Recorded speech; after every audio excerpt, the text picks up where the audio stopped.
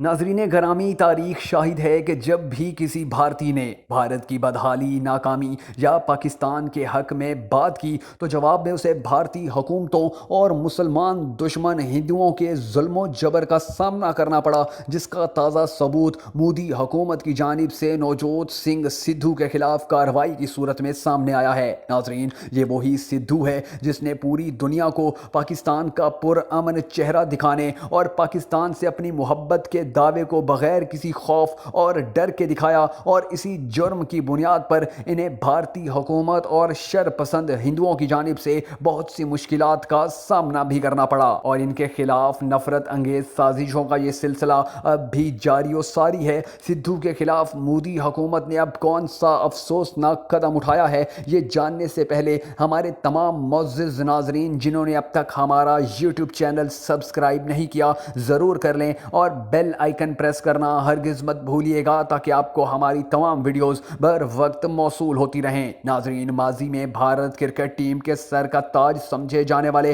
کانگریس کے M L A اور بھارتی پنجاب کے سابق کابینہ وزیر نوجوت سنگھ سدھو کے گھر کے باہر 7 دن تک باہر پولیس بیٹھی رہی اور ان کے اہل خانہ کو ذہنی اذیت میں مبتلا کیے رکھا۔ سدھو کے ہاتھ نہ آنے کے بعد بھارتی پولیس ان کے گھر کے باہر نوٹس لگا گئی، اور اس کارروائی کی وجہ سدھو کی جانب سے بھارتی حکومت پر تنقید اور پاکستان سے پرامن طریقے سے مسائل حل کرنے کے لیے بات کرنا تھی۔ لیکن سدھو چونکہ سکھ ہیں اور ہندوستان میں خالصتان کی تحریک اپنے عروج پر پہنچ چکی ہے، تو بھارتی حکومت ایسے تمام بڑے بڑے سکھوں کو پریشان کرنے کی پالیسی پر گامزن ہے کہ جن کے ایک اشارے پر سکھ قوم بھارت کے ٹکڑے ٹکڑے کرنے کے لیے باہر نکل سکتی ہے۔ ناظرین، سدھو بھارتی سیاست کا ایک اہم ترین حصہ ہیں، اور ہر الیکشن میں بھارتی سکھ انہیں لاکھوں کی تعداد میں ووٹ دیتے ہیں، جس کا ثبوت یہ ہے کہ سدھو امرتسر سے 3 بار لوک سبھا رکن پارلیمنٹ رہ چکے ہیں، اور ہندوستانی سکھ انہیں نہ صرف اپنا مسیحا سمجھتے ہیں